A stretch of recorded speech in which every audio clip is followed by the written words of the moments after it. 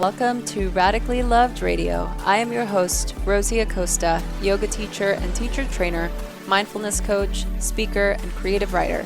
I am also the founder of radicallylove.com, a website where you can go for more information about yoga, mindfulness, meditation, and lifestyle advice. On this podcast, we talk to people within our health and wellness community that are creating content through the ritualistic practice of yoga, meditation, or overall mindful living. We hope to create value in your life so that you can achieve your highest potential and live a radically loved life. To stay in touch with us, just follow me on Instagram and Twitter at Rosie Acosta and on Facebook at Radically Loved Rosie. You can sign up for our newsletter on radicallylove.com to stay up to date on future workshops, retreats, and latest podcasts. I hope that Radically Loved Radio leaves you feeling inspired to create something powerful. My teacher, Yoga Rupa Rajstreger, says, if you powerfully believe in the value you have to offer the world, your love and passion for it will be an unstoppable force. Thanks for listening. Hey everyone. So lately I've been kind of toying with the idea of going back to a vegan eating, I don't want to say diet, but I guess vegan diet. Just to give you a little bit of background, I was raised on very fat Latin Hispanic eating foods. So a lot of my formative years were centered around eating a lot of carbohydrates and fatty foods. A lot of you know this, but as a teenager, I struggled a lot with my weight, not only because I was eating McDonald's for food every day. It was the number 2 with a McFlurry, and I'd dip my French fries in the McFlurry, the Oreo McFlurry. This is after I got diagnosed with celiac disease. For those of you that don't know, celiac is an autoimmune disease that affects your digestive system and the cilia in your stomach that helps absorb nutrients. And so obviously, me having celiac disease, this resulted in a big issue for my overall health.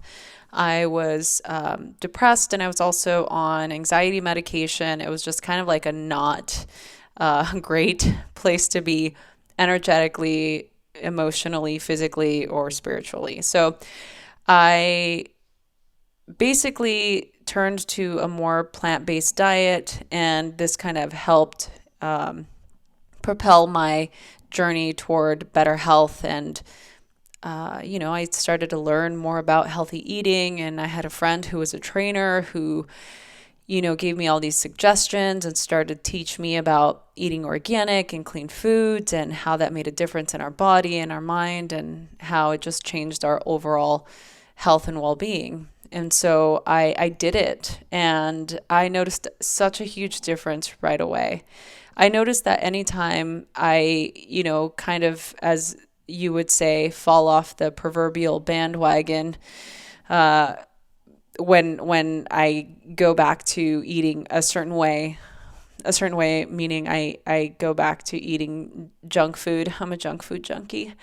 I start to feel, not great. And so, being on the road last year, I had to adapt a lot of different things, and I actually started to eat meat after years of not having it. And in fact, when I did, it made me feel great. I felt like I had more energy, and my body felt like it could recover more quickly. And I really did feel great until I didn't.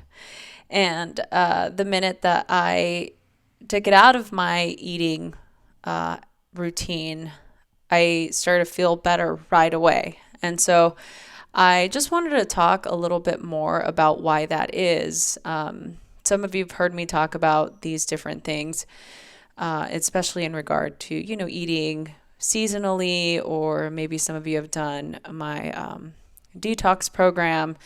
But I just wanted to speak about why eating a plant-based diet for me is a lot more beneficial in the long run. So what is it like to eat a plant-based diet? So let's just talk about what this looks like. So really it's, for me, 5 main things. It's eating lots of veggies like lettuce, kale, collard greens, peppers, green peas, corn, etc. Eating fruits like apples and strawberries and oranges and bananas and grapes and, fruits that are, I always try to stick to fruits that are way too sweet, but, c'est la vie. I have to enjoy something, right? What they call tubers, which are like sweet potatoes, yams, carrots, beets, and so on. I love beets. They're some of my favorite, cooked, I think, and in juice form. Legumes like kidney beans, chickpeas, cannelli beans, lentils, black beans, etc. Whole grains, obviously ones that are gluten-free, like gluten-free oats and brown rice, quinoa, millet, these different types of grains that are high in fiber and that have some nutritional value. So most of this way of eating is really coming from an unrefined or minimally refined plant. So it's a diet that's based mostly on, all of these different things, and it excludes meat. I occasionally still may have dairy product in the form of a little bit of yogurt or eggs on occasion, but I find it in the last couple of weeks it's been way less.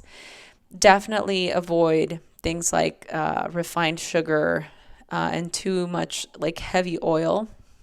The other thing I found is that having a plant-based diet really focuses a lot on, these new sort of like coconut oil and different types of fats and ghee and these types of things. And even though ghee is not really considered vegan, if you get like grass-fed ghee, I think that's okay. That's my opinion. So yeah, I mean, that's really, I'm like, that's it. It sounds so sad, doesn't it? But it's not. I mean, I really find that I feel so much better, like overall, my body, my mind. I feel that even when I'm meditating, I just feel so much better. I feel less lethargic. I feel less heavy, and I feel way lighter. And so I just wanted to share those couple of things with all of you because some of you have asked, and I feel like it's an important time to talk about these different ways of eating, especially being as they're way more sustainable for our environment.